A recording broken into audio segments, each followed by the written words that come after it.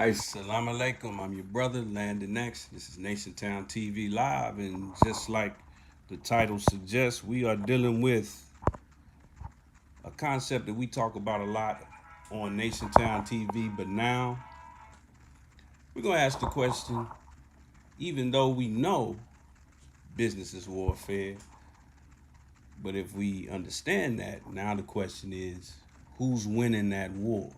Business is warfare. Who's winning the war? Let's check it out.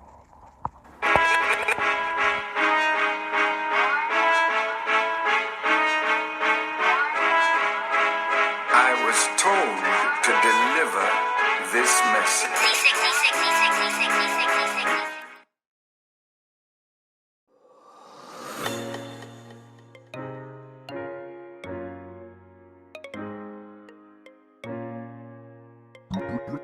Rio.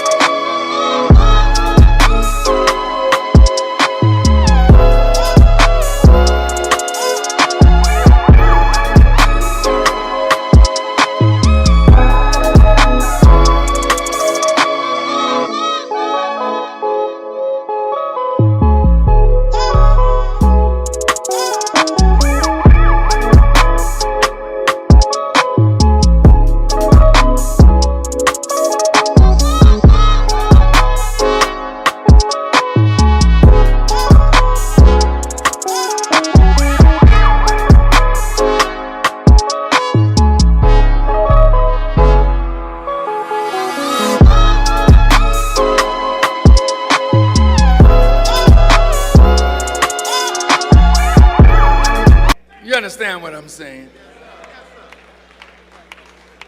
Business is warfare. It's time that we go to war. Spend your money with your own. If they got a business that can give you what you need or want, spend your money with your own. Yes, it may be a little more. Well, I got to find the bargain. Yeah, I know Walmart got the bargain. Elijah Muhammad never did like Walmarts. Because he said they come in your community and close down small businesses that are trying to serve the community its needs. So now we're closing Walmarts down.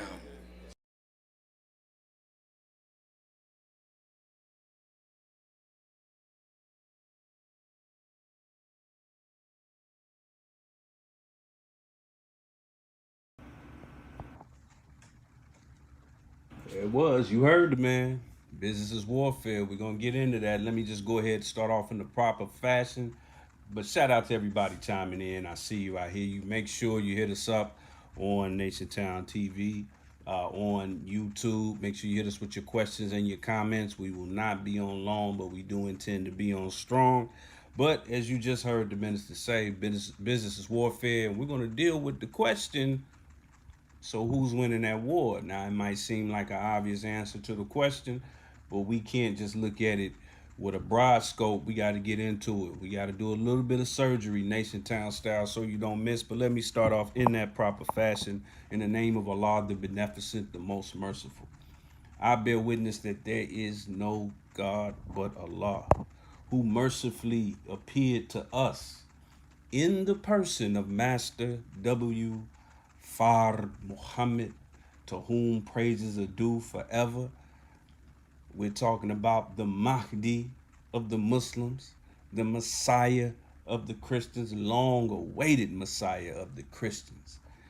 And when he came 9,000 miles by himself, he didn't have nobody riding shotgun, didn't have a dog with him or nothing. But when he came 9,000 miles by himself, he came to seek and save which was lost. However, there was one in particular that he was looking for. So when I say that there is no God but Allah and Muhammad is his messenger, illallah Muhammad Rasulullah, I'm speaking of that promised messenger of the Holy Quran when it says that certainly a messenger would be raised for every nation, not this one over here, just that one over there, but every nation. When I say it, I'm saying it with all due respect and love for Prophet Muhammad ibn Abdullah, peace be upon him, who revealed the Holy Quran 1400 years ago in Arabia, over the span of 23 years, that set off a renaissance that was global. Make no mistake, it was a global renaissance. But the Holy Quran made me a promise, made you a promise, and it said that that messenger would speak the language of the people in which he would raise. And I'm sorry to say, Prophet Muhammad ibn Abdullah did not speak English, and he definitely did not speak Ebonics.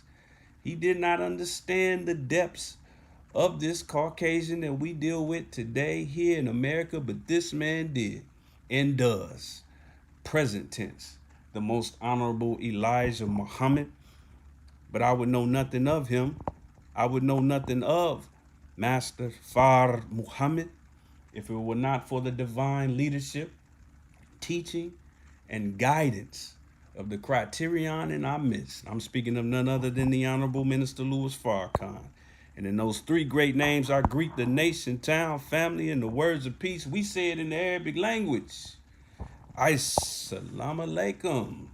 Assalamu alaikum, family. I see you chiming in. I see you, Mrs. Phoenix.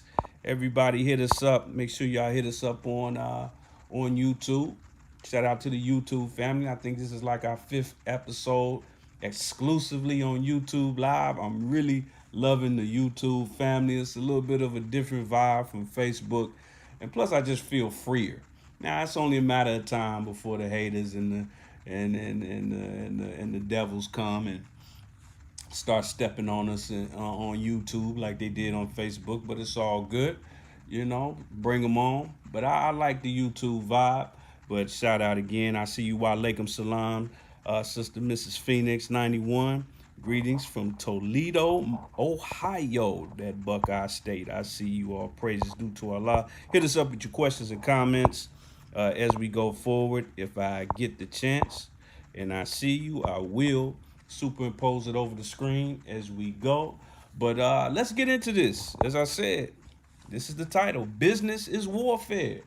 Now, those of you that are tried and true NationTownTV citizens, you know we touch on this topic a lot, but it dawned on me a few days ago that last summer we really went hard. We had an entire series where we not only went into the ins and outs of the need for black business and black economics, but I even broke down, by the grace of Allah, how the need and the necessity of better black economics can be found in both Bible and Quran. And, you know, so we spent all last summer going hard on this topic. And I thought to myself, like, man, the summer's almost over and we haven't really touched it this summer directly. So we got to ask the question. We know business is warfare now. The Honorable Minister Louis Farrakhan has made that very clear, especially since 10-10-15.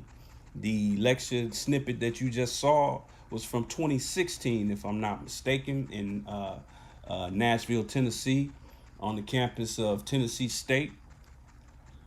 But since then, he's been reminding us of the intricacy of business being warfare. But there's a deep meaning to that, and we're going to get into it in a very military and very economic way. I'm sure those of you who love how we do it on Nation Town, we're not about just, being seen of men. We're not about clout. We're about breaking these things down so the people can understand. Make sure that you subscribe, NationTown TV on YouTube. Make sure you understand that this is indeed NationTown TV, brought to you by always NationTownStore.com. NationTownStore.com, that's how we pay the bills. Make sure y'all show us some love. And we've been doing something new the last couple of weeks, Monday through Friday. Every week with NationTownStore.com, we're going to have Monday through Friday 24-hour deals going on with coupon codes, but they expire at midnight Monday through Friday. It's a different one every day, so make sure that you're tuning in to NationTown TV here on YouTube as well as on Facebook and Instagram to make sure you get your coupon code for the deal of the day. Today's coupon code is 824-TMHEM for the Most Honorable Elijah Muhammad, 824 for today's date, and TMHEM. Plug that in at the end of your order, and then you'll see how much you saved on the deal. You guaranteed to save anywhere from 1% to 50%, maybe even get a free gift, maybe even buy one, get one free. You'll find out right before you, charge your card and get the order. So just make sure y'all check that out and use that 824-TMHEM, but that's only for today. If you want to see any other day's deal of the day, you got to make sure that you are also following NationTown TV on Instagram and or Facebook. But of course, this is, like I said, brought to you by NationTownStore.com. But also, make sure y'all show us some love on Cash App. Just show us a little love offering, anywhere from $1 to $1 million. Whatever you got on your heart and in your pocket, hit us up. $ NationTown. That's another way we pay the bills, but it's also how we finance our Meal and a Message program. Our Meal and a Message program is where we provide top-notch meals, PPE products, as well as books to the people here in the community in Los Angeles. We provide them with the same types of meals that we eat ourselves.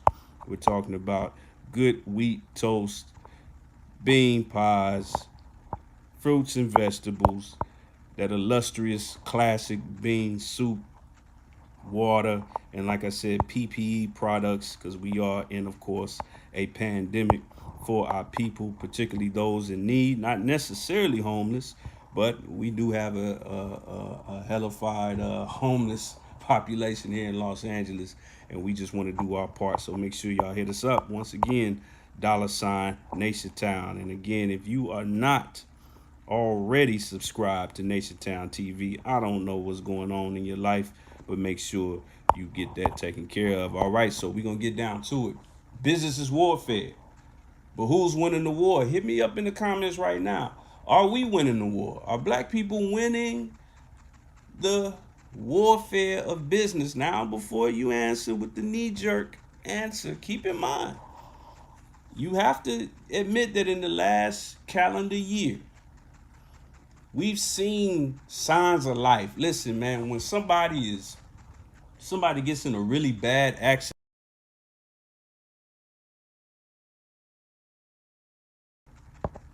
when someone is near death or just hurt really badly, and you're at their bedside, you're not really expecting for them to just wake up and hop out of the bed and say, come on, man, let's go home. That would be nice. But what you're looking for in those situations, man, especially when the prognosis is bad, when the doctors and the nurses are telling you, hey, man, it's not looking too good. What you start looking for are signs of life.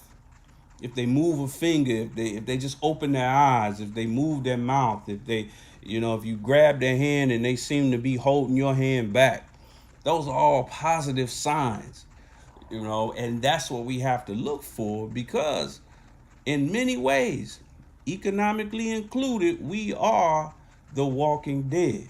It's just a fact. You can find it even in scripture.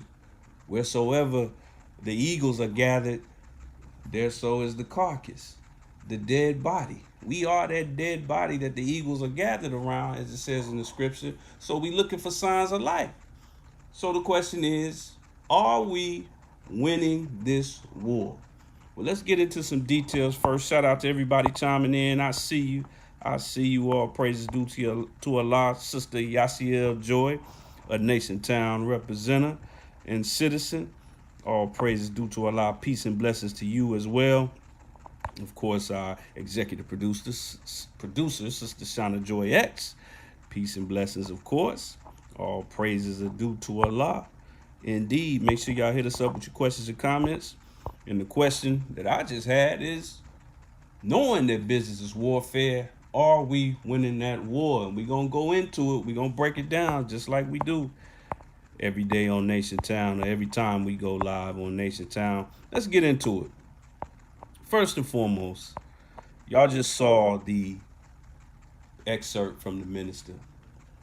And it's become a slogan that a lot of us bear witness to. It sounds good, but do we really understand what the minister says when he says that business is warfare? And I find it interesting that he didn't say business is like warfare, or business is something like, kinda, maybe if you look at it from the right angle, is warfare. No. He straight up said business is warfare. So let's look into it. First of all, y'all know how we do. As we always remind you that in our supreme wisdom in the Nation of Islam, we took everything from our enemy except for the language before we drove him into the hills and cave sides of Europe. So that means he started to play with the language before he started to oppress anybody else or anything else. So he plays with the words. So we got to get into what the word actually means. Warfare. Engagement in or activities involved in war or conflict. Engagement in or the activities involved in war or conflict. So that's what warfare is. And if business is that, what does that actually mean? Well, here's what I did in the last week. I did something that I never quite did, because when I first heard the minister say that, man, it hit the sweet spot immediately, because that's exactly what it is. But, everybody doesn't understand the concept of business and the role that they play, nor do they understand the concepts of warfare. Many of you have never owned a business before. Many of you have never been in any type of military construct. And even if you have, not every person who's ever been in the military has ever been on a battlefield in an actual war. There are a lot of peacetime soldiers out there. So a lot of us are actually ignorant as far as experience comes from business and warfare. But here's the thing about business. When that word comes up, the first thing people think are entrepreneurs. Why? There would be no entrepreneurs if there were no consumers. And I guarantee you that everybody that's watching this and that will watch this on YouTube is indeed a consumer. I guarantee it. I guarantee you are a consumer, meaning that you buy things, right? So you're either an entrepreneur and or a consumer, because every entrepreneur is a consumer. And the fact of the matter is, your consumership is more important in the realm of business than anything else. So what we're going to get into is what the warfare aspect actually means when it pertains to business. So what I did, I went strictly to the military side of things. I went into and studied what's known in the military world. Now, this is the military world, not in the business world. In the military world, they bear witness to what they call the 9 principles of war. The 9 principles of war. Now, this was something that I never studied. Some of us have read Sun Tzu's The Art of War. Some of us have been in the military. The FOI in the Nation of Islam, it is a military construct. We're going to get into that in a minute. But how many of us really know what the 9 principles of war? And I didn't want to just gloss over this, because as I studied these 9 principles, I found out how well it fits into warfare. And that's what I love. Listen, man, I don't have any biological or even personality-based reason for being a follower and a student of this brother over my shoulder. It ain't because I like the kind of suits he wear or the part in his hair or anything like that. One thing I love about this, one of many things that I love about this teaching, is that when I go off and I study around that teaching, for the sake of verifying it, we should always verify what anybody tells us, no matter who it is. But that verification will bring understanding. So in studying these 9 principles of warfare, it made the minister's voice ring even louder when he says that business is warfare. So what source did I go to? We deal with sources on NationTown and in the Nation of Islam. We're told to learn actual facts. So we went to a military source. The Principles of War, codified by Karl von Clausewitz, a Prussian who fought in the Russian army in the early 19th century against Napoleon. I'm going to say that again. Early 19th century against Napoleon. This is a well-revered and respected philosopher of military construct, tactics, and history. Karl von Clausewitz. These are his 9 principles of war that are known, memorized, and understood by every major and minor military in the world. So that's what we're dealing with right now.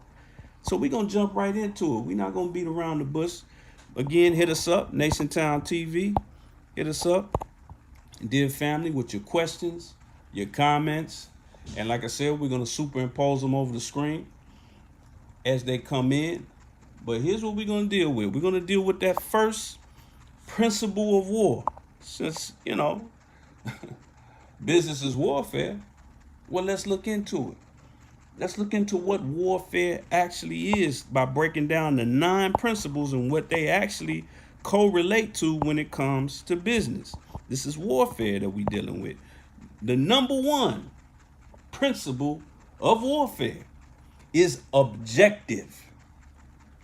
This is the ultimate purpose of war, to destroy the enemy's ability and will to fight by directing every military operation toward a clearly defined, decisive, and attainable end. I gotta remind you all of something before I go any further.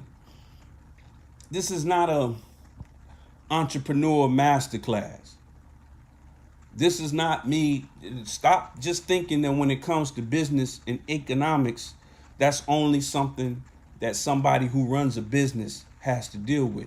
You are, I guarantee you are the most important cog to economics. Do you know why the Super Bowl, whatever network is hosting the Super Bowl, they can charge $1 million, $2 million, $3 million, $4 million. I think the highest was $5 million for a 30-second ad, because they are vying for your attention.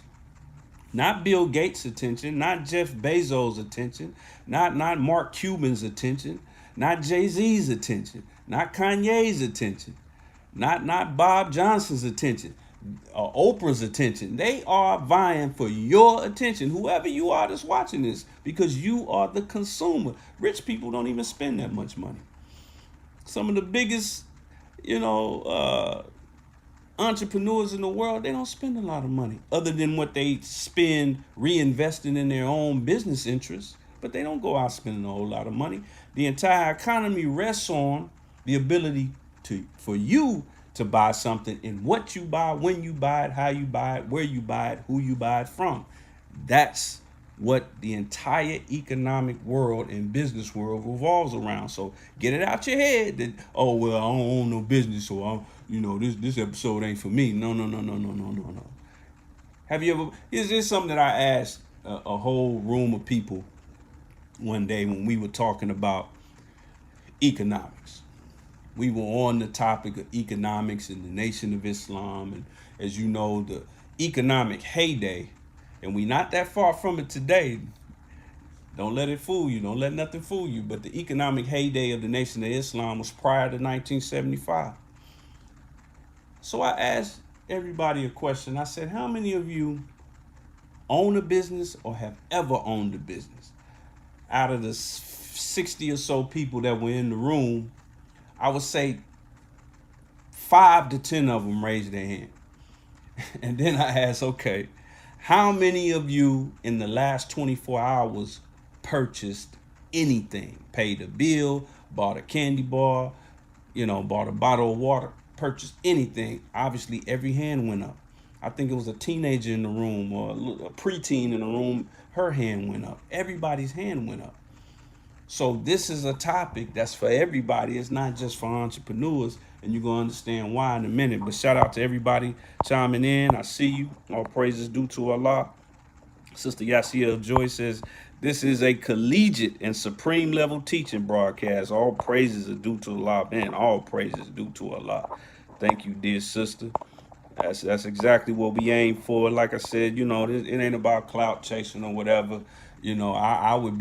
I wouldn't mind being the Ghostface Killer of podcasts if I could. It would just kind of make the nation look strange if I hopped on here with a mask over my face like Kanye or like Ghostface Killer used to back in the early 90s. Wu-Tang. So this is all about just spread the message. Each one teach one. But let's get into it. Like I said, objective. Let me get back to objective real quick. This is number 1. We're going to go through these 9, but we're going to clear up how this relates to business. But this is talking specifically from a military standpoint. The number 1 principle of war is objective. This is the ultimate purpose of war, to destroy the enemy's ability and will to fight by directing every military operation toward a clearly defined, decisive, and attainable end. So ask yourself this: when it comes to business and economics, black people, we love to talk about business. We love to we love to start speaking French when it comes to black business. What do I mean speaking French? We need this. We should have our own. We. Okay. All right. That's beautiful. You got to get talking about it first before something becomes a reality. You got to start thinking about it first. So I understand that, but ask yourself, what is your real objective as an entrepreneur or as a consumer? What's really your objective? Now, as an entrepreneur, is your objective just to get rich? Just to get some money? Okay. You may get what you strive for, as it says in the scripture. You may get what you strive for, but even if you get what you strive for, if the objective is just to get money, it does not benefit the nation. And when I say the nation, I don't mean just the organization known as the Nation of Islam. I'm talking about the whole 17 million or more dead that we have to bring to the Lamb of God. I'm talking to the entire diaspora of the black and aboriginal people here, not just in the Western Hemisphere, but particularly here in the Western Hemisphere in the hills of North America. As a consumer, if you say, I support black businesses, that's good. That's good. All praises due to Allah. As the Christians say, bless your heart. Bless your heart. But what's your objective? Is it charity? Is that your objective? You just want to You know, you see somebody selling something and they black. Oh, you know, let me. What you got for $5? Oh, let me get that. Boom, and then you go to Walmart and you just throw your wallet at them and say, just give me back how much y'all think I should have, Walmart. I just love it here. Then you go to Target and you say, here, Target, take my whole purse and just give me back how much you think I should have. I love it here. You go to Macy's, you go to the mall, you go to the other side of town, and then you spend hundreds, you spend thousands, you wait in line for hours, Black Friday, fighting other people to be the first to spend your money with your former slave master. But you see the brother or the sister selling a product and they're as black as you. They live on the blackest side of town. And you give them their money, you give them your money just kind of like charity, like spare change, like they're on the corner begging. If you have a charity objective, that's not a winning objective in this warfare. You're not going to win the war like that. As an entrepreneur, if you just want to get enough money to buy a certain kind of car, or get on a private plane, or buy a certain kind, man, listen, it ain't necessarily nothing wrong with that. But if that's your objective, make that clear. But don't pretend that your objective is a nationalistic objective, that it's an objective for your people or for generations. That word's been running around with complete lack of context. Generational wealth. Do you really know what generational wealth? It means what it says it is. Generational. Meaning a certain amount of wealth that guarantees that grandchildren that you don't even know yet, that their parents haven't even been born yet, will be able to benefit from. That doesn't come with just getting the bag. That comes from what you do with the bag. Let's keep it moving. Shout out to everybody chiming in. I see you all. Praises due to Allah. Brother Ali Shabazz. Oh, Brother Clayton, all praises due to Allah. Brother Clayton, all praises due to Allah. Wa alaikum salam, soldier. Let's get to number 2. We breaking down the 9 principles of warfare as taught by a military genius, as some would say. Karl von Clausewitz, a Prussian who fought in the Russian army in the early 19th century against Napoleon. The minister says business is warfare, so we're gonna confirm that today. We're gonna confirm that. Number 2, the number 2 principle of warfare. Seize. First of all, it's offensive. That's the number 2 principle. Offensive. Not offensive like, oh, you told me my head was big and I considered that to be offensive, whether it's true or not. That's not the kind of offense. It's talking about the offensive, the strategy and what you're doing. The offensive. Seize, retain, and exploit the initiative. Offensive action is the most effective and decisive way to attain a clearly defined common objective while maintaining freedom of action and achieving decisive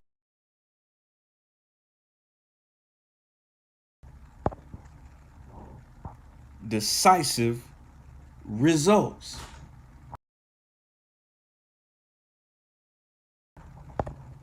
Now we dealing with the second principle, which is offensive, but that key word right there, I can't take my eye off of that word right there. Seize.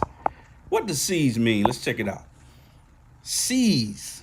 Take hold of suddenly and forcibly. Now we talk a lot about definitions on Nation Town and how you can't really go by the first couple of those are the surface definitions. Number 2 says take an opportunity or initiative eagerly and decisively. Now you really got to be careful with those early definitions, but those first 2 are pretty good. But let's go deeper than that. Let's go deep into the root knowledge. Root knowledge doesn't just mean the root of the black man, the aboriginal man. You got to get to the root of words. Words matter, as the Honorable Minister Louis Farrakhan teaches us. This is the etymology of the word seize. Medieval Latin, sacere. Also, ad proprium sacere, claim as one's own. Old French, saisir, give seisin. Middle English, from Old French, saisir, give seisin, from Medieval Latin. In the phrase ad proprium, sacere, claim as one's own, from a Germanic base meaning procedure. What does that remind you of? Claim as one's own. Talk to me, Nation Town family. What does that remind you of? Claim as one's own. Accept your own and be yourself. Seize. Let's go back to that second principle. Seize, retain, and exploit the initiative.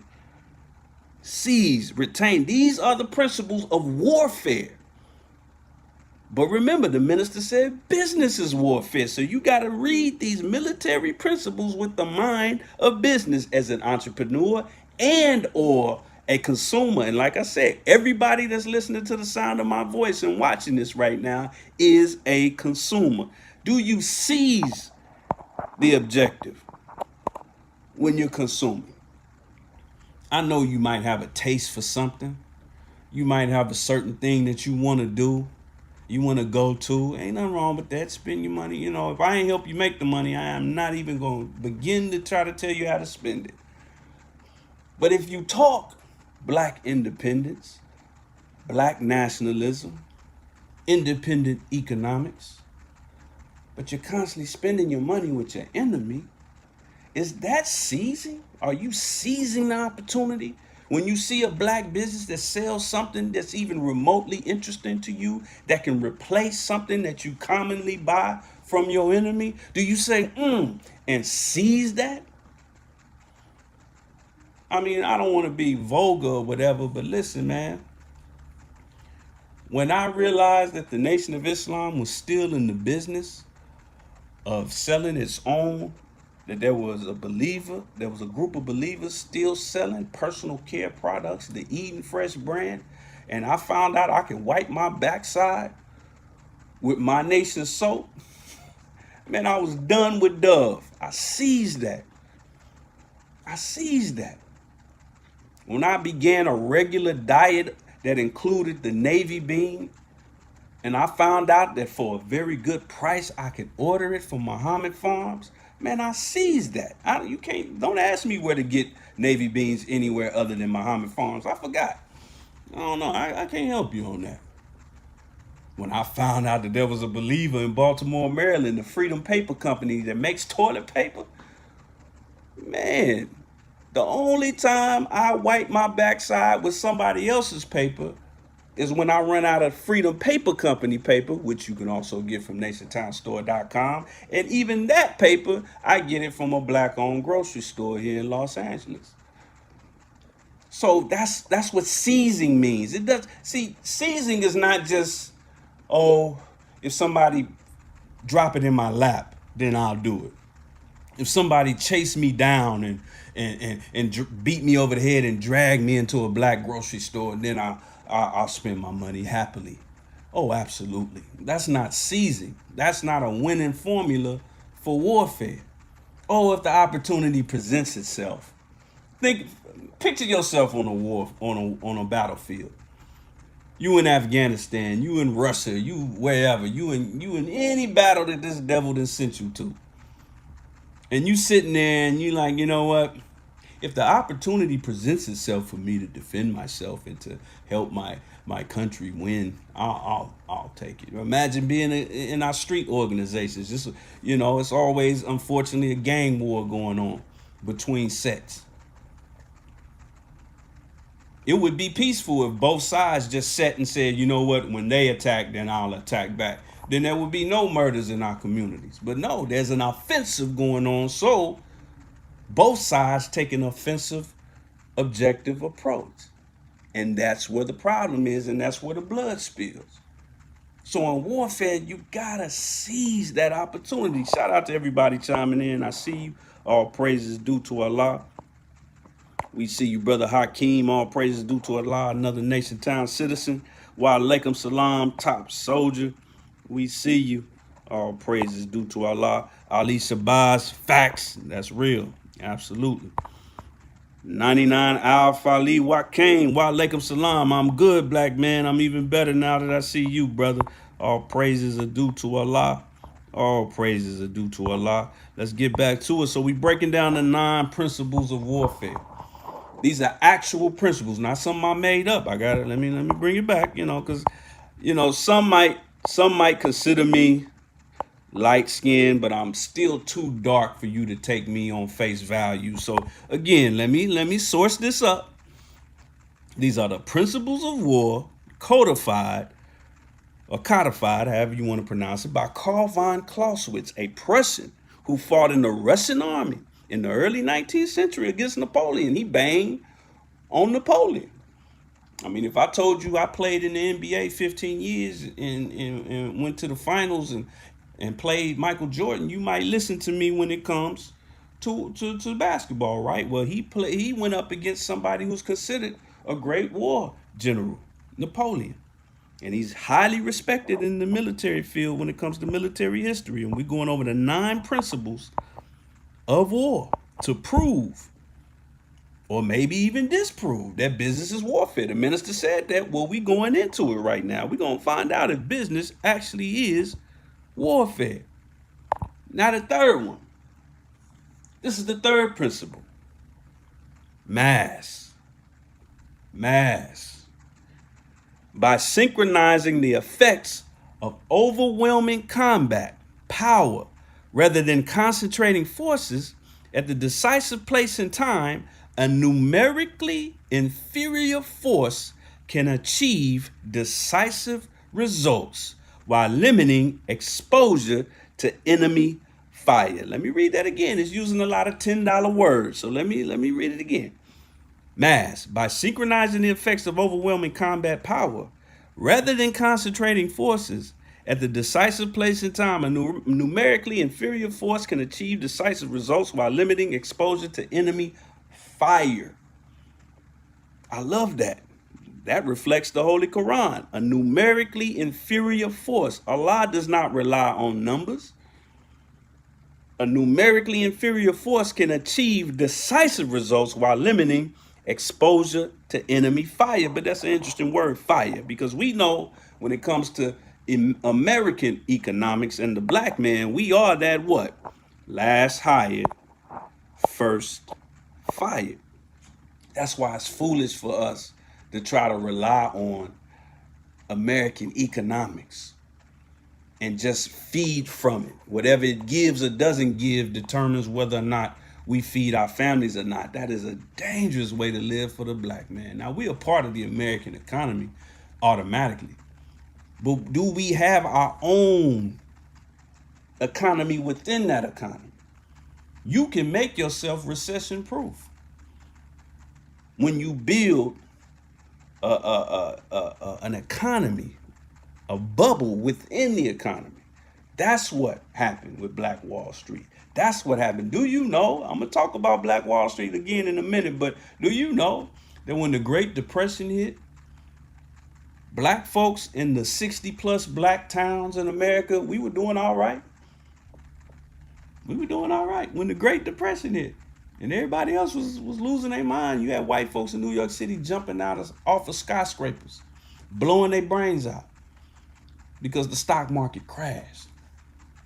Black folks, we were doing the same thing before the stock market crashed as we did doing. We're going to talk a little bit about Black Wall Street in a minute before we get out of here. But we are the last hired, first fired. So when you have that critical mass, then you can inoculate yourself. And you can also diminish the necessity for numbers. That's why a big company can knock off, a little company can knock off a big company. That's how Nike came in the game. And despite the fact Nike, before they signed Michael Jordan, were about the same size of company as Under Armour is right now.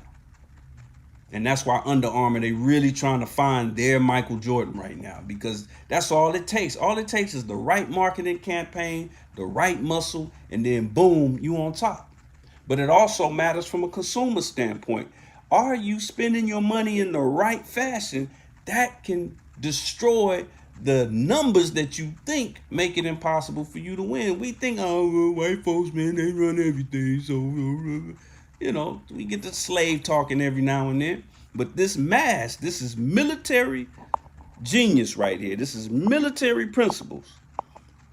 But we're proving that business is warfare. But let me give you an example of what I'm saying. Nation Town, we don't just hit you with something and expect you to just, walk it off. No. We want to prove what we're saying. Let me go back to what mass is, particularly that bottom part where you see that big old red arrow.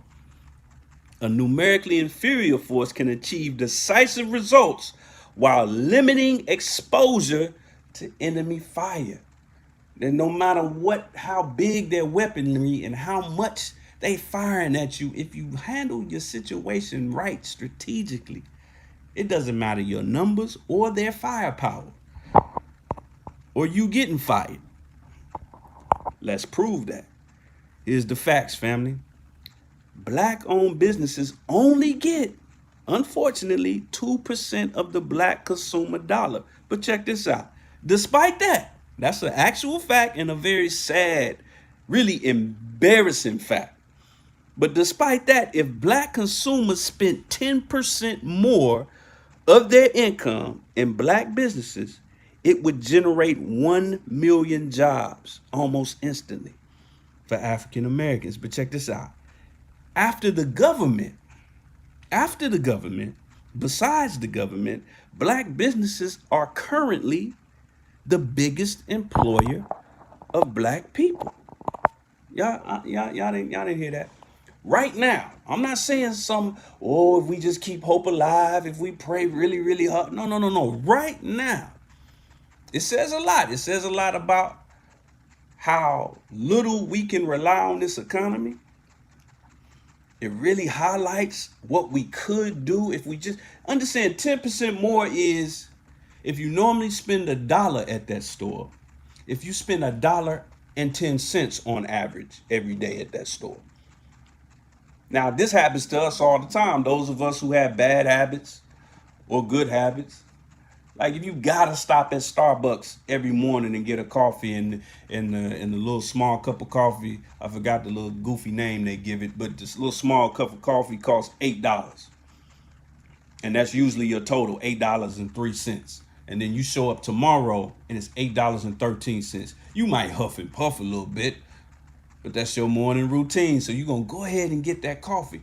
That's what they're talking about. If you bump that up on average 10%, just 10%, that would create 1 million. But every 4 years, look at us. We begging some Democrat or Republican, give us jobs. Give us some jobs, man. We need jobs. We start getting French again. We need this. We.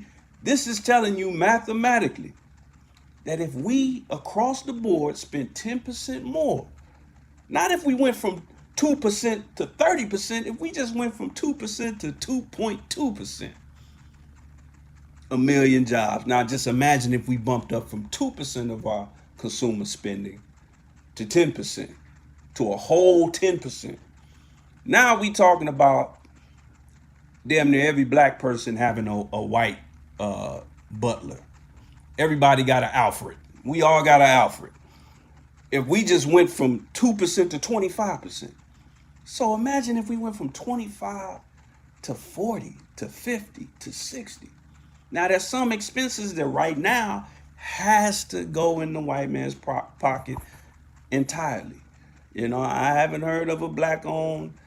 Well, actually, there is a brother who sells power generators, but I never heard, and he's in the Nation of Islam, but I never heard of a black owned utility company that keeps the lights on and the gas on. Okay, so they're going to get their money. Understood. But we're talking about dispensable income. Dispensable income. Shout out to everybody chiming in. I see you, brother Rome knows. All praises due to Allah. Rome with that real estate knowledge. I see you, dear brother. All praises due to Allah. And Sister Yasiel said, that's right. We should be uncomfortable even working. Let me bring that up. We should be uncomfortable even working in their businesses for them. I always have been and definitely looking for my gifts and talents to prosper. Not white America. That's real. To prosper for you. Absolutely. And, for those who don't know, I'm an entrepreneur. I haven't clocked in for a Caucasian or anybody else for that matter going on 12 years. I'm not rich. You know, you ain't gonna never see me on a private plane. First of all, I got reasons beyond financial for that. Well, I ain't gonna get into that. But no, I ain't rich. I ain't balling. But I don't have to clock in for a white man. But I don't beat people up who are in that position right now. But did you hear what I just said though? If we just upped our black business spending, we would be looking through the classifieds and choosing between which black business to work for. Imagine that. That's where we could be. Where you're not feeling so bad about working for Bob and Brad and Becky. Now you can work for Keontae, you can work for Jamal, you can work for Ali, you can work for Muhammad. That can happen not through no spookiness, not through no gimmicks, but through basically spending your money with your own people like other people do. That's the key right there. It ain't, I'm not talking some mysterious idea. I'm not talking nothing racist. I'm telling you what the Koreans do. I'm telling you what the Caucasians do. Caucasians don't even like having to drive into cities to go watch an NFL or NBA game. One of the reasons that the Atlanta Braves in Atlanta now play in Marietta, Georgia, is because white baseball fans got tired of having to come all the way into the heart of Atlanta, which is a 65-70% black city, and spend their money amongst all these black people, black vendors, black, parking lots, black everything around them. So they knew that they were getting a large percentage of their money by playing at Turner Field, where the Braves used to play. Now they got a brand new stadium in Marietta, Georgia. Those of you that are familiar with the Atlanta area, they hate that. That bothers them. Or they gentrify the area around the stadium, which is what's going on here in LA in Inglewood. You think a white boy just drove through Inglewood one day and said, "Oh man, this is cool. I would like to live here." No, that's warfare, man. We just gotta start thinking. Let me get it going. Let me keep it going. Like I said, we got 9 of these to deal with. 9 of these. We just dealt with number 3. Let's get to it. We ain't gonna be long, but we do intend to be strong. Now here's something else to consider on this topic. Wa alaikum salam, Brother Tevis. I see you, dear brother. Here's something that I really want you to consider right here.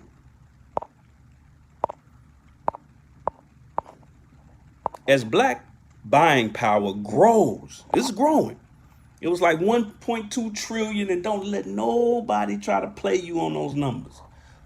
You got Negroes on YouTube. Oh, it ain't really 1. Foolishness. These are facts. And it's really a fact that the enemy don't want you to know. But this is CNBC, and they say as black buying power grows, racial profiling by retailers remains a persistent problem. So listen, family, y'all can miss me with that. Oh, black-owned businesses got to get better with customer service. Every company got to do better with customer service. It's very few companies that I've ever went into and customer service was perfect. It's just you have lower standards. When you feeding from the white man, you already think his ice is colder than black ice. You already think his sugar is sweeter. You already believe that. That's why when he tells you, "Nigga, get out my store," you go in your car and you cry and you go on Facebook Live crying. "Oh, they kicked me out. I can't believe in 2020. That's why you do that. But if you go up in JJ's Chicken Shack, and he tell you, "Nigga, get out my face," it's a fight. It's World Star. World Star, you're going to see it on all the sites. You're going to jump over that counter. You're going to grab JJ by the back of his neck, and it's going to be on. That's why you have those 2 different ideas. And then after you leave JJ, after JJ whoop your behind, after you leave there, you're going to sit in your car and say, "This why I don't mess with black-owned business." You're going to take an entire race of people, just like a devil, just like a KKK member, just like a MAGA hat wearing, Peckerwood, you're going to take an entire group of people and say, this is why I don't support black businesses, because of that one experience. You go up in the white business, you just want to speak to a manager. You want to get that one employee fired. You want to talk to corporate. See, it's more mental than we want to admit. It's more mental than we want to admit. Let's keep it going. Number 4, this is the 4th principle. The 4th principle, economy of force. This is the opposite of mass. Economy of force. Remember, these are military. This is military doctrine, war doctrine. Economy of force is the realization that one must employ all combat power in the most effective and judicious way possible. Every part of the force must have purpose. As many of you know that watch NationTownTV, you know we break down the meaning of words. Economy has nothing to do with making money, just making money. Economics doesn't mean go get the bag. That's not economics. Economics is rooted in a Latin word oikonomius, which means household management. It's how you manage the bag, not just getting it. It's how you manage it. So economy of force is not just being strong, but how do you use your strength? What we see going on in Afghanistan and what we talked about last week, what you saw happen in Vietnam in the late 60s and early 70s, that was a poor distribution of the economy of force by the American military. And the enemy and the opposition, I should say, they used better mass than America did. That's why they went home with an L after Vietnam. That's why they went home with an L after Afghanistan. Economy of force. $1.2 trillion or more in buying power. That's a lot of power. We are the number 1 consumers in the world. Black people in America, number 1 consumers in the world. I'm not saying that dollar for dollar we spend the most, but we spend the most of our money.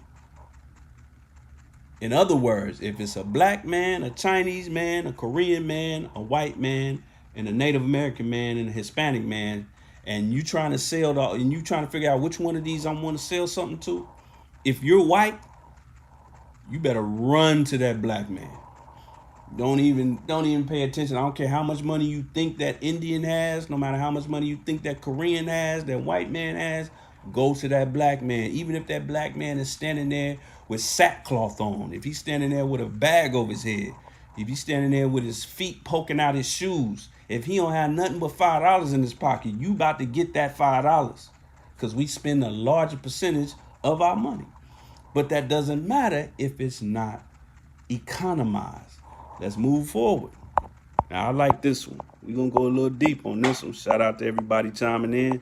We're going to take you a little bit in the FOI class on this one. Maneuver. This is number 6. Maneuver. This is the 6th principle of war. Business is warfare. Well, let's see. Number 6 is maneuver. Maneuver is the deliberate movement of forces in relation to the enemy to gain an advantage. To gain an advantage.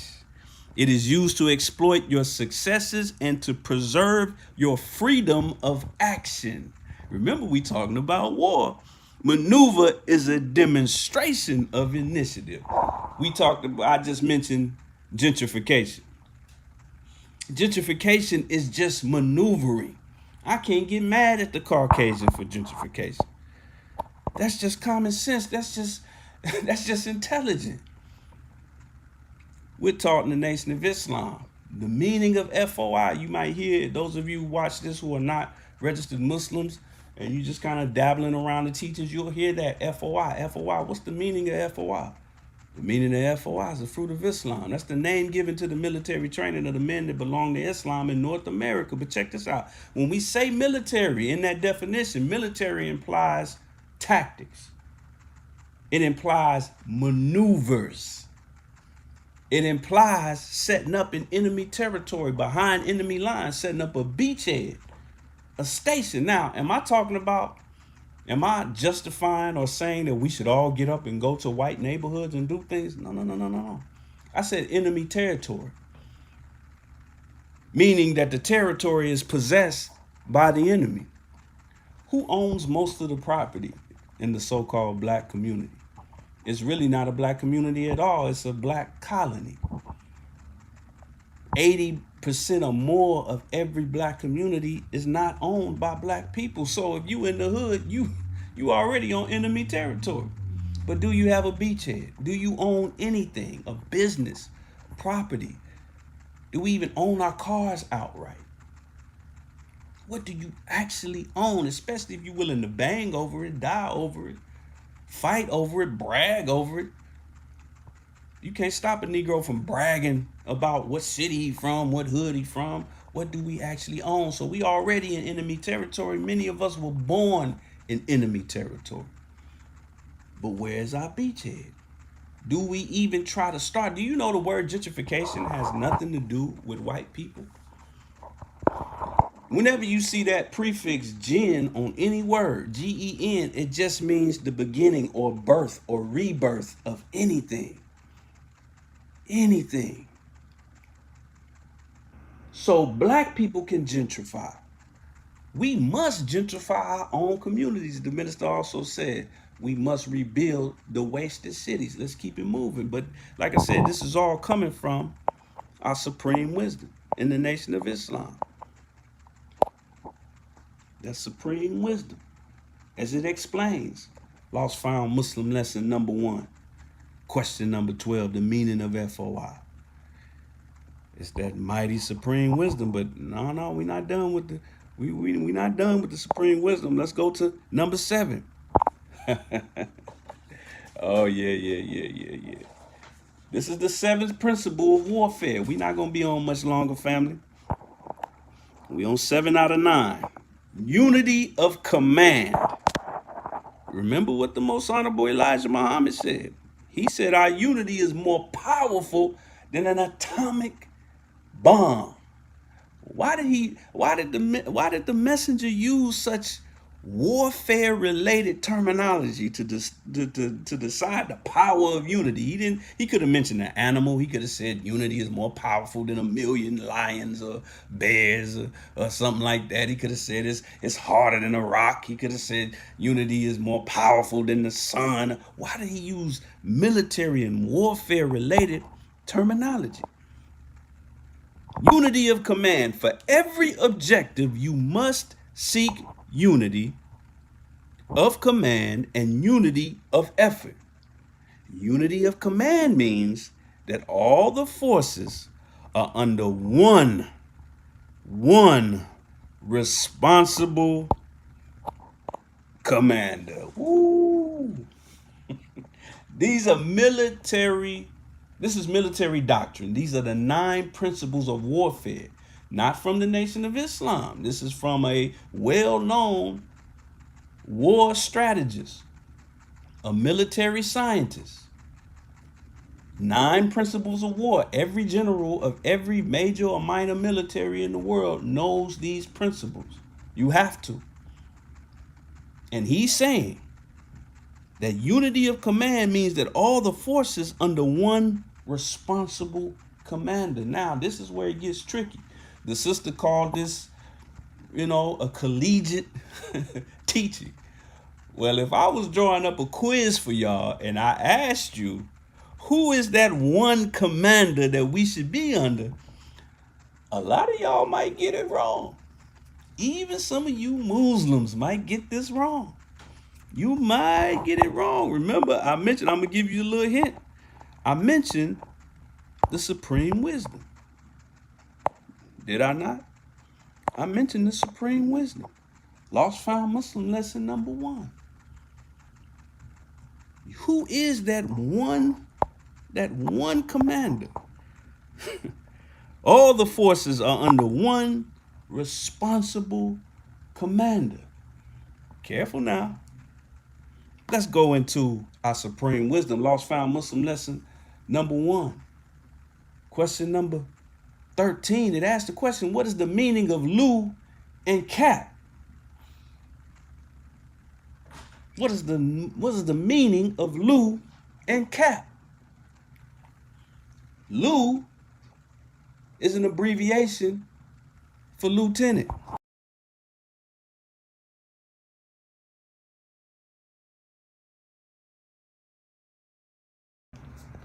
Cap is an abbreviation for captain.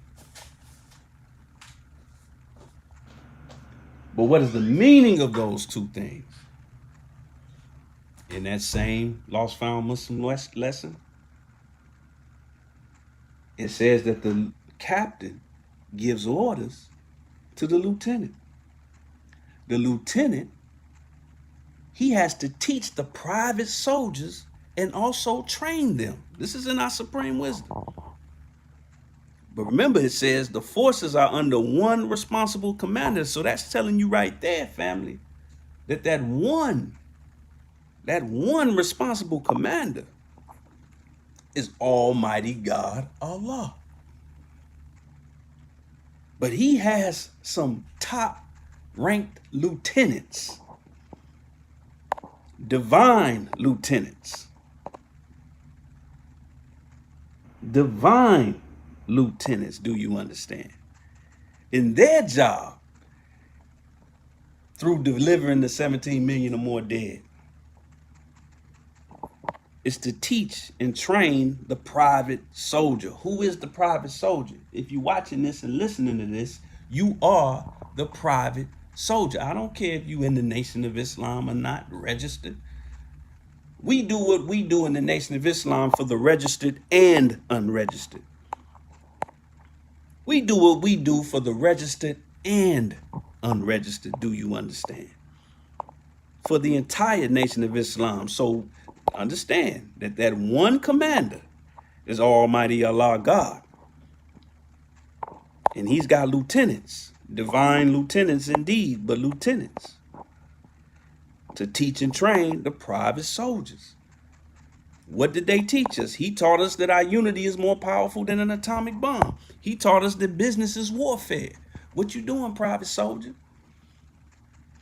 What you doing, private? Like they say on Full Metal Jacket. What you doing? Now let's jump to number 7. I think I said the previous one was the 6th one. Was the 7th one, but this is the actual 7th one. Security. Remember, these are the 9 principles of warfare. Security. Security, family. You should never permit the enemy to acquire unexpected advantage. Listen now.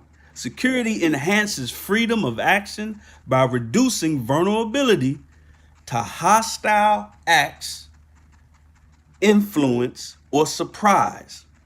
Security results from knowledge of your enemy. Ooh-wee.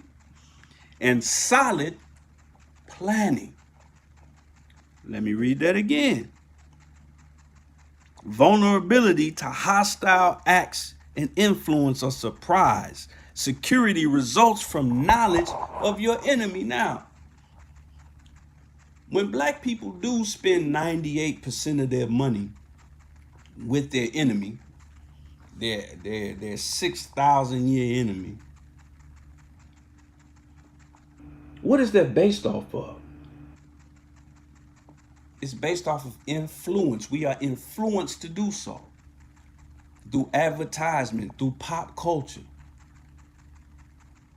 I never forget that line Kanye said on his first album. He said, I can't even pronounce nothing past that Versace. Here we are. Just because we heard Biggie and Tupac rap about Versace, we willing to spend top dollar. Don't know nothing about Versace. Don't know who he is, what he looked like. Didn't even know that he was a flaming homosexual. Hey, cancel me if you want to. Flaming homosexual. I don't want to speak ill of the dead, but he was murdered, not even by his boyfriend. He was murdered by a man that in heterosexual terms we would call a jump off. somebody he was just a one-night stand boyfriend ended up murdering him because he just had a one-night stand with him, and the dude was obsessed with him, caught him slipping in front of his house on Miami Beach and shot him dead. And now Versace's house on Miami Beach is a expensive hotel that black men who consider themselves so macho will spend top dollar to stay at. All of us trying to rock Versace. We still wearing Versace. Can't even pronounce it. Why? Influence. Let's go back to that. Hostile acts of influence. Knowledge of your enemy. We don't really know our enemy. Keep in mind the basis of the teachers of the Most Honorable Elijah Muhammad and the guidance of the Honorable Minister Louis Farrakhan is knowledge of God, knowledge of self, which is really one and the same, and then knowledge of the devil, your enemy. But this is the military doctrine. This is not from the Nation of Islam. This is the Principles of War codified by Karl von Clausewitz. Look him up yourself. A Prussian who fought in the Russian army in the early 19th. We in the Nation of Islam, we're also taught to submit to truth, no matter who it is. We don't sit up here and say, oh, that's a white man, that's a Russian man, that's a Prussian man, I ain't gonna listen. Hey man, facts is facts. This is military fact. This is how you win any brand of warfare. Security. Now, when I first said that word, now this is where we about to close out in a minute. All praise is due to Allah. When I first mentioned that number 7 was security, some of y'all probably thought the most surface understanding of that word, security, okay? You know, if you build a business or whatever, you got to have security. You got to secure what you have. That's true. That's not, the minister says that. Yeah, you can have a business, but do you have an army? You got to have an army. But army doesn't just mean a bunch of mean brothers hanging out in front, mean mugging everybody as they come and go. That's not what they mean by security. And I also bet that a lot of you that are watching, when you hear about situations like Black Wall Street, there are still, since Black Wall Street really has only become popular knowledge just in the last 20 years, even though it happened 100 years ago, the actual attack on Black Wall Street, many people still today, I talked to a sister the other day who believed that the attack in 1921 in Tulsa, Oklahoma was the end of Black Wall Street. Now, those of you that follow NationTown, you know, the NationTown citizens, you know better. I did my best to make sure you know better. But for those that don't, that is an absolute falsehood. Remember what it says. It says hostile acts of influence. This is why there were 19 documentaries about Black Wall Street this past May and June, when the 100-year anniversary, on the Discovery Channel, on the History Channel, on this channel, on that channel. This ain't the white man admitting his faults. He had an underlying agenda for showing you that, because almost all of those documentaries painted the picture that all of that came to an end when white people flexed their muscle and their evil and their wicked nature. But that's absolutely not factual. Black Wall Street was rebuilt almost immediately. Within 5 years, 80% of those businesses were back up and running and successful after they bombed it. Yes, they're not telling you that because that's not what they want to take from them. They don't want you to take from those documentaries that, oh, you mean we can do that today? We're more educated than those brothers and sisters are. We have more access to capital than they had. We have more access to technology than they had. So we can, if they got it started in 30 years, we could do it in 30 days. They don't want you to think that. They want you to focus on the fact that bombs were dropped. Stop talking about Black Wall Street and goddamn bombs. Stop it. Stop it. Now, like I said earlier, I'm black. Some might consider me light-skinned, but I'm too damn dark for you to take me on face value. So let me go to a Caucasian opinion that will back up what I'm saying, which is Black Wall Street was rebuilt after 1921. But see, I'm like I said, I'm too dark. I'm too dark. Let me go to a very well-respected educational institute that I know everybody on here has heard of. You ever heard of the Smithsonian Institute? Type yes in the comments if you've ever heard of the Smithsonian. Here's what I like about academic institutes, even if they're ran by the enemy. One thing about academia that you gotta respect is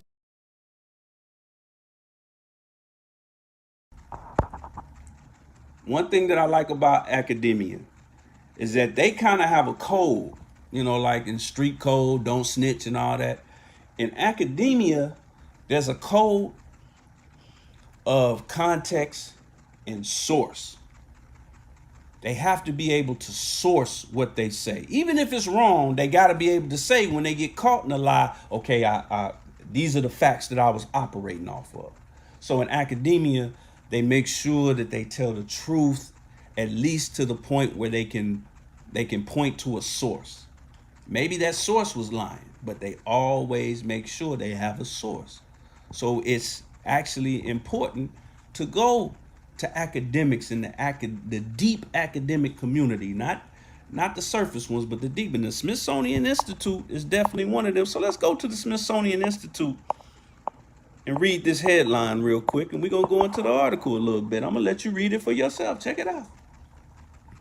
You see that at the top, Smithsonian, online, Smithsonian Magazine. Decades after the Tulsa Race Massacre, urban renewal, y'all have all heard that term before. Urban renewal sparked Black Wall Street's second destruction. Now read the subcaption.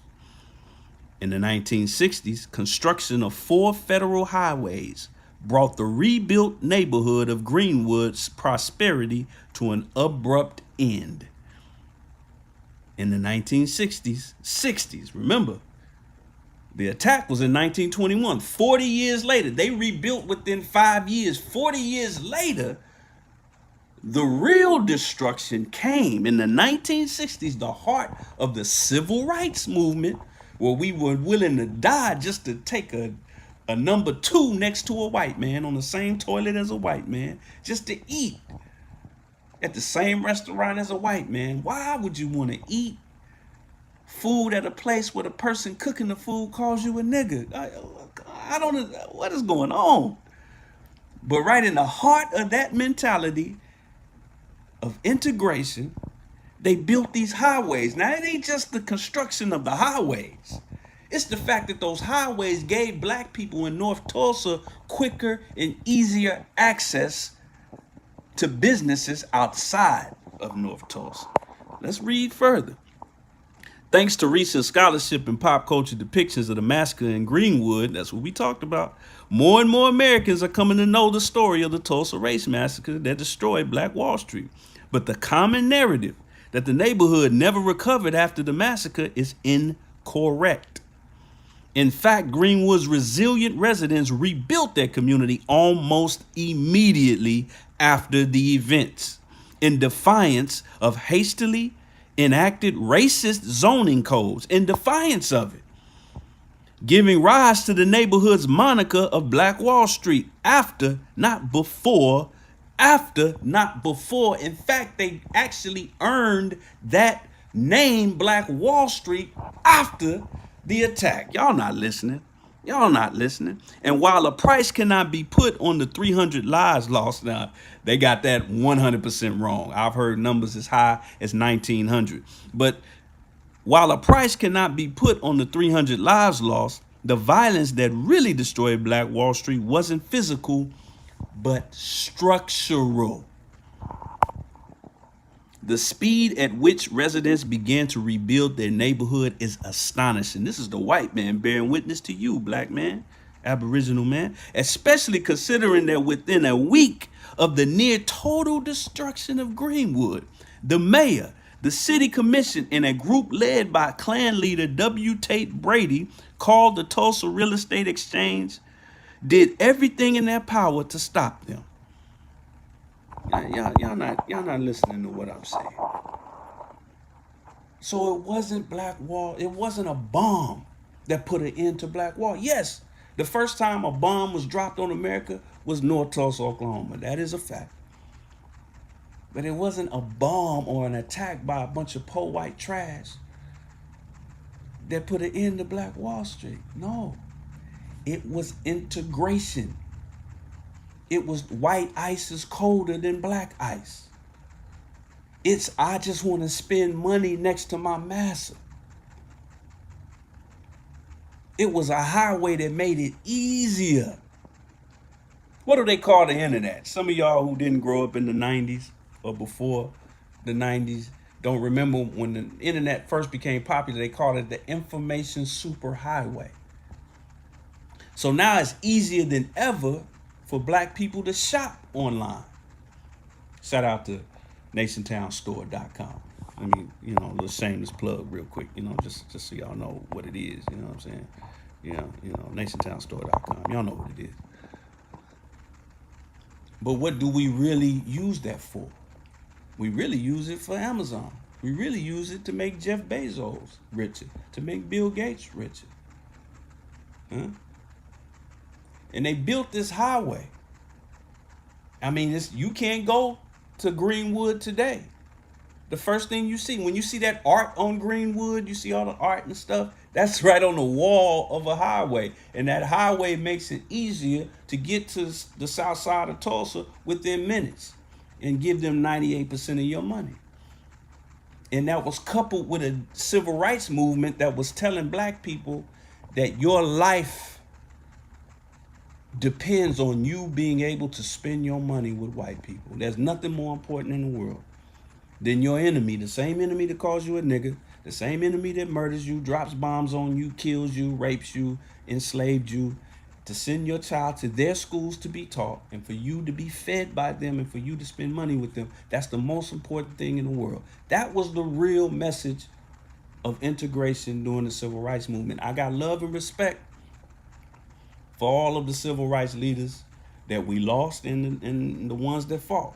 It's like I don't knock soldiers when they come home from war, from Afghanistan or wherever. I don't knock them. If I see a brother with a Vietnam veteran hat, I say thank you for your service. Even though my black behind will never join the military because for whatever reason, he thought that was worth it. And whenever somebody's willing to put their life on the line for something, I respect it. When I run into our so-called gang member brothers and sisters in the community, street organizations, I respect their set. I don't disrespect their set. I don't disrespect the years that they didn't put in, the work they didn't put in. I don't disrespect that. I just try to give them something better and give them a better way of looking at things. But I respect their soldier status because they believed in whatever they believed enough to put their life on the line for it. So I'm not disrespecting the civil rights leaders, but I gotta reflect my teacher, my spiritual grandfather, the Most Honorable Elijah Muhammad, when he tells us in the back of every Final Call newspaper, every Muhammad speech that preceded that we believe that the offer of integration is hypocritical and is made by those who are trying to deceive the black people. Pay attention to that word deceive. Deceive the black peoples into believing that their 400-year-old open enemies of freedom, justice, and equality are all of a sudden their friends. The hypocritical trick of integration killed Black Wall Street. Not one bomb. What did the messages say? Our unity is more powerful than an atomic bomb. Black Wall Street proves that. After a bomb was dropped, they built it immediately, rebuilt it immediately. But it was the hypocritical trick of integration that shut it down. Shout out to everybody chiming in. I see you, dear sister Tawana. We miss you, dear sister. All praises due to Allah. Paint yourself beautiful. We listening, Brother Landon. Keep teaching us. All praises due to Allah, dear sister. I hope all is well with my sister. All praises are due to Allah. And also I gotta point this out. I like this. Brother Devon says, I didn't know that. You know what? I appreciate the brother admitting that. In this day and age where every Negro try to act so woke, sometimes we too proud to make it clear that we didn't know something. Everything you know, there was a time where you didn't know it. It's all right, dear brother, and I respect you for admitting that. I wasn't walking around in 1921, 1931. So hell, I didn't know it until I learned it. But that's the thing. But let me go back to that Muslim program where the messenger talked about being deceived. He said being deceived. We believe that such deception is intended. And then prior to that, he used the word again. He said that those who are trying to deceive. Now, those of you that are familiar with Sun Tzu and the art of war, then you know all about this. All war is based on what? Deception. Absolutely. Let's go to number 8. The number 8 principle of warfare. You must strike the enemy at a time, place, and manner for which he or she is unprepared. The 8th principle is surprise. Surprise can decisively shift the balance of combat power and momentum. How does this relate to business? Black folks, if we take out that charity mentality of supporting black businesses, then that will throw an element of surprise in there. See, the Caucasian knows that you start thinking about buying, supporting black businesses around February. They know that. They know that if some white boy guns down a black man in the middle of the street like a dog, after a few protests, you might decide to buy a couple of t-shirts.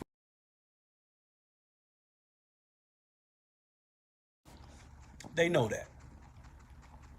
But when you do like what the Honorable Minister Louis Farrakhan told us to do at 10-10-15, and tell your children, baby, I'm talking to my Christian family, my non-Muslim family, baby, Santa Claus is fake. And this year, you're not getting nothing for Christmas. I'll get you something in January. I'll get you something in February for Savior's Day. But this year, you're not getting nothing for Christmas. See, that's what this enemy is not expecting. And that's one of the reasons a lot of these big box retail stores struggle since 2015, because some of us listen to the minister, and not just those of us who wear bow ties and headpieces. So you saw stores like Sears and Best Buy and Circuit City and Toys R Us, they gone. They're gone. And the last nail in the coffin, there was a lot of other elements that hurt them. The advent of the internet, them not catching up with the times, the high cost of operation, a lot of other things. But the death nail, the final brick to the head, like Debo on Friday, was the fact that the nigga wasn't spending their money with them no more. I'm telling you, that is the end. We are the only thing propping this enemy up. And we about to talk about that in a second as well. And we're going to be out of here. All praises due to Allah. Shout out to everybody chiming in. Appreciate y'all holding it down with me. And we're going to go to number 9. Number 9. Simplicity. Oh, I love this one. This is the last one, family. Prepare clear, uncomplicated plans and concise orders to ensure their understanding.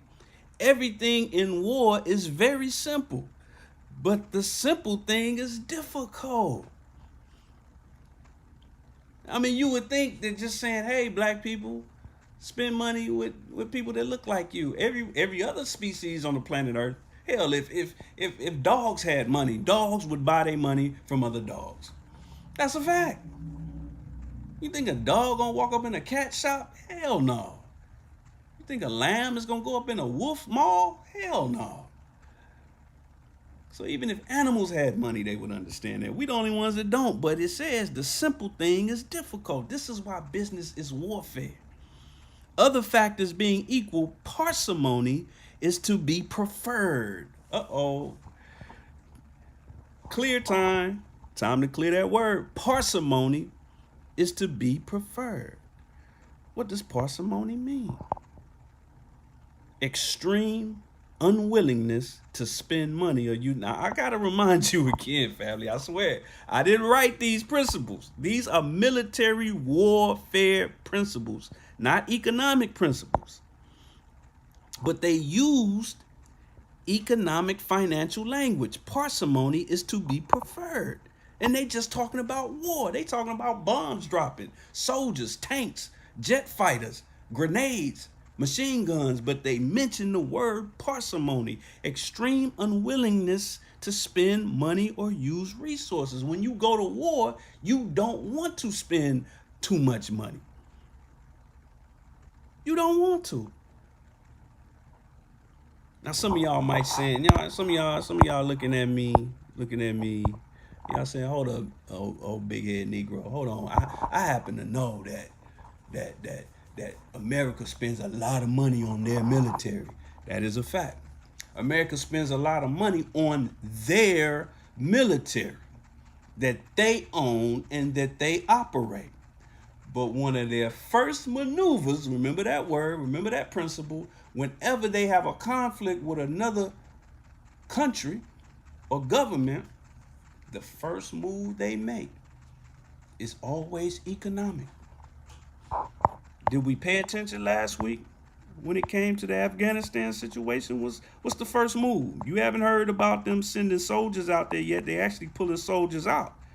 But look at what Biden did. This is from the Washington Post. Biden administration freezes billions of dollars in Afghan reserves, depriving Taliban of cash.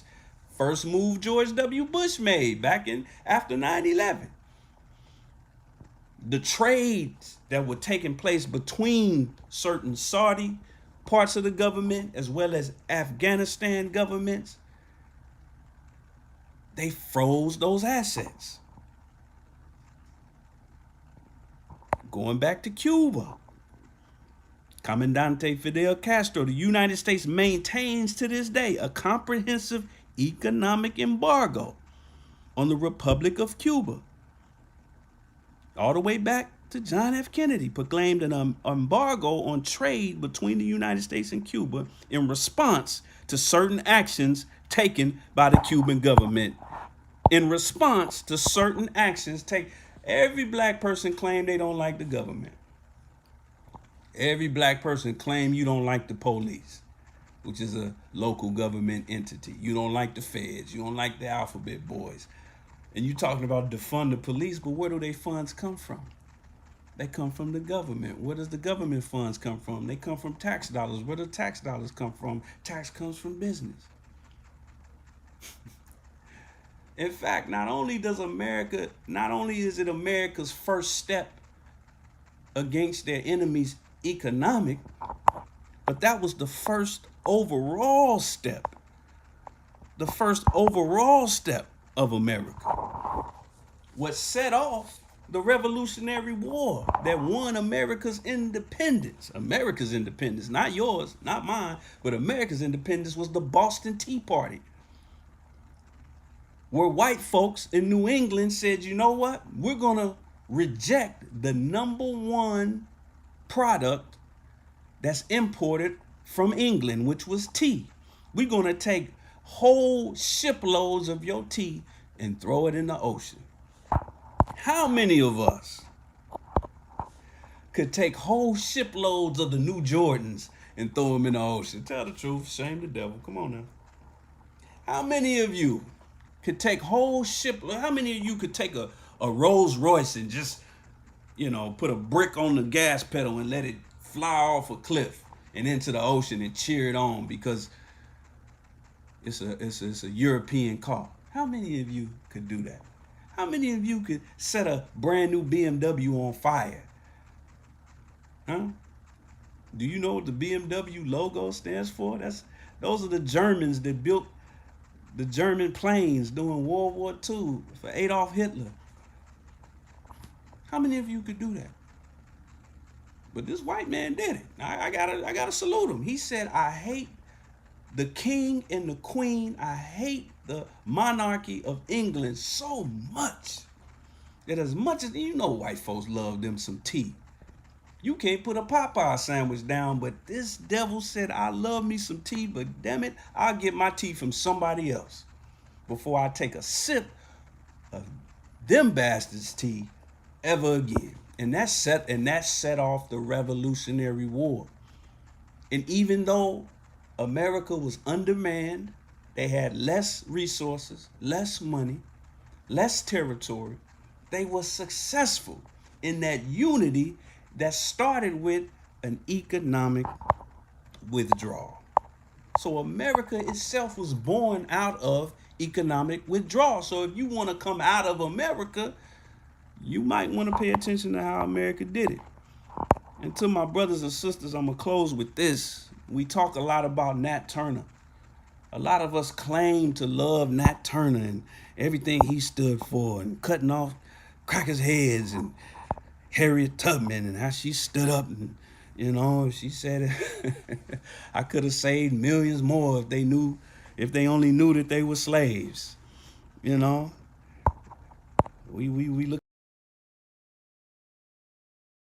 We look up to the Mau Mau's and the Mau Mau Revolution, and we swear up and down that if we were in that area of the world in the 1950s and 60s, that we would have been down with the Mau Mau's. That's what we say. That's what we say. But we can't even put down a sandwich. You can't even get off Amazon for a minute. If somebody asks you, how much money do you spend on black-owned businesses? You come up with all these excuses.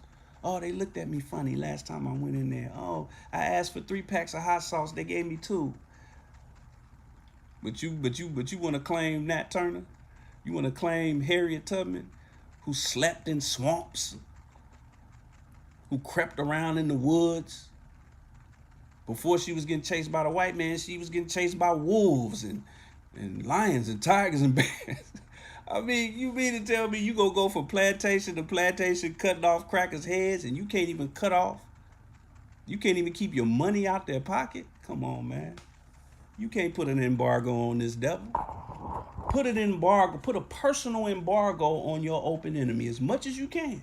Don't get it twisted, America. There are certain deals that they couldn't break with Cuba immediately. Certain deals that they can't break with Afghanistan immediately.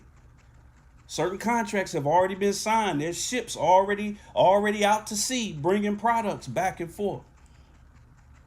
But for what they could freeze, the assets that they could freeze, the things that they could stop, they do. And that's always their first and foremost act of warfare. So with that said, dear family, and let me show you this. A lot of y'all don't know, those of you that follow the Honorable Minister Louis Farrakhan, you absolutely know that this was the original seal that was to be on the back of your dollar. This was supposed to be on the dollar. At the last minute, they decided not to use this. Instead, they used that image that you see with the eagle and the arrows and all that. But this is the original seal that was to be on your dollar. Rebellion to tyrants is obedience to God. And the image that you see is an image that depicts Moses leading the Israelites out of Egypt, and the parting of the Red Sea with an object in the sky. A cloud by day, fire by night. I ain't even gonna get into that today.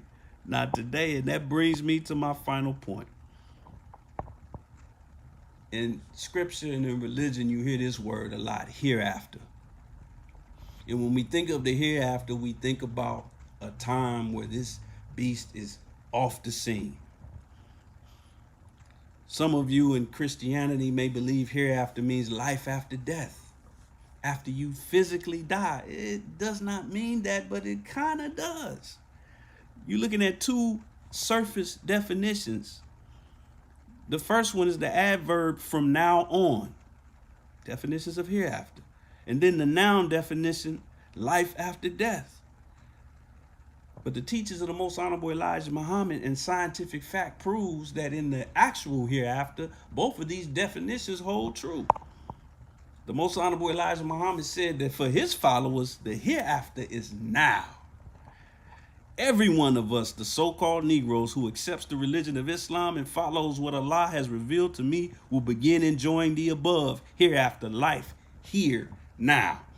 I'm going to prove my messenger to be right and exact, that the hereafter, by this definition, is here and now. Let's first deal with the first definition, from now on, meaning that it starts now. If you believe that the hereafter only means here on earth after the fall of the enemy, good.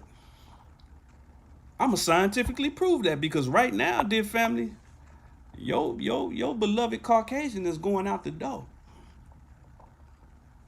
Now, this is a chart that I found on the internet, but that arrow in that 1974, I put that in there myself. And here's why. The Most Honorable Elijah Muhammad in the early 1900s, in the 1930s, he taught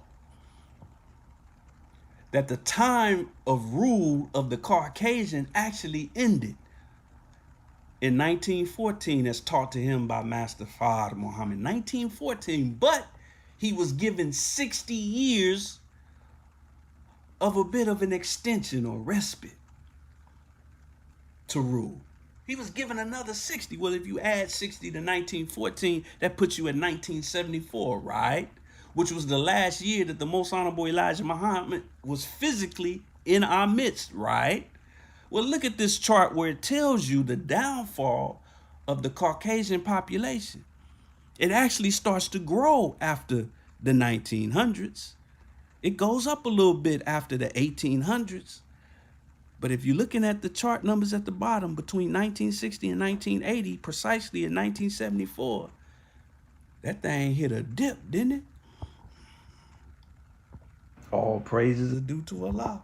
And these are from this most recent census statistics. Now, mind you, black people and Hispanic people had a very poor response to the census. I didn't answer the census. I'm sure many of you didn't answer it. So, but despite the fact that a lot of black people didn't even answer the census showed that the number of white people has dropped over 10% just since the last census in 2010.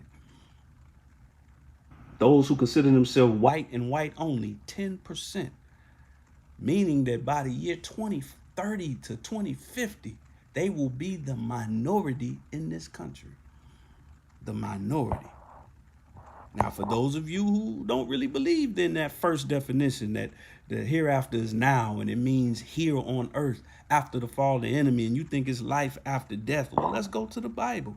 There's some truth to that too. Luke 17:37, and they answered and said unto him, where, Lord? And he said unto them, wheresoever the body is, the carcass, the dead body, thither will the eagles be gathered. What's the official bird of the United States of America? The eagle. So the eagle is gathered here, and that's where the carcass of the black man is. So we are indeed dead. Now check out the Holy Quran. Bismillah ar-Rahman ar-Rahim.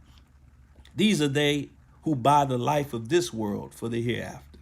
Look at the word choice, buy, purchase the life of this world for the hereafter, so their chastisement shall not be lightened, nor shall they be helped. Disbelieve, and Solomon disbelieved not, but the devils disbelieved, teaching men enchantment. And it was not revealed to the two angels in Babel, Harut and Marut, nor did they teach it to anyone, so that they should have said, we are only a trial, so believe not. But check this out. But they learned from these two sources that by which they make a distinction between a man and his wife, and they cannot hurt anyone except with Allah's permission. And they learn that which harms them and profits them, business language, and certainly they know that he who buys it has no share of good in the hereafter. And surely evil is the price for which they have sold their souls. Did they? But no. Buys, price, bought, sold. And we sitting up here playing with milk crates. Dear family, I appreciate y'all holding out with me. This is one of our longer episodes, but y'all held it down. Shout out to everybody chiming in. We see you. I'm about to close out Sister Shauna said, "What's that blue in the back of the chart, love?" I'm not sure, dear sister. I don't know. Maybe you inebriated or something. I'm not sure. I didn't see nothing blue in the back. Oh, the blue. The blue represents the growing domination of Aboriginal people in America. As you can see, white is the pinkish red and blue is the non-white. So as you can see, the non-white is growing in dominance in the population. So thank you for that question, dear sister. And dear family, I appreciate y'all holding it down with me. Let me go over the comments real quick. I don't want to leave the comments out before we close out. All praises due to Allah. Brother Devon says, yes, we want the deed. Absolutely. Paint Yourself Beautiful said, we listening. All praises due to Allah. Absolutely. Absolutely. She also said that she didn't know either. All praises due to Allah. That's honesty. We all didn't know at some point. We didn't know how to use the bathroom by ourselves or walk or talk at some point. All praises due to Allah. Sister Yasiel said, this is good. Agreed. Integration was the first destroyer of the rebuild of Black Wall Street. Absolutely. Brother Hakeem says, teach. Brother Devon was laughing. All praises due to Allah. She said, not hot sauce. Yes, hot sauce. We will stop supporting all black businesses over a pack of hot sauce. I bear witness. I've seen it before with my own eyes. Sister Yasiel said, once again, this was such an outstanding blog talk. So much history, intel, and information. All praises due to Allah. Indeed, indeed. Brother Devon, he saw that image that was on that original seal on the dollar. That image of that fire in the sky. All praises due to Allah. All praises due to Allah. Well, with that said, family, again, I appreciate y'all holding it down with me. And I'm going to leave y'all as I greeted y'all. We already heard from the minister today, but we're going to close out with that same excerpt from the Honorable Minister Louis Farrakhan. So if you didn't see it at the beginning, you'll get to see it now. But I'm going to leave you as I greeted you in the words of peace, Nation Town family. We say it in the Arabic language. Assalamu alaikum.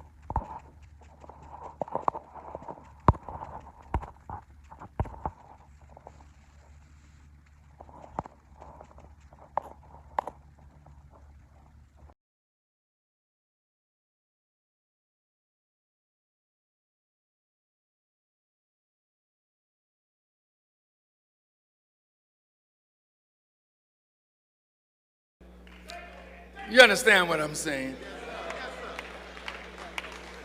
Business is warfare. It's time that we go to war. Spend your money with your own. If they got a business that can give you what you need or want, spend your money with your own. Yes, it may be a little more. Well, you know, I got to find the bargain. Yeah, I know Walmart got the bargain. Elijah Muhammad never did like Walmarts. Because he said they come in your community and close down small businesses that are trying to serve the community its needs. So now we're closing Walmarts down.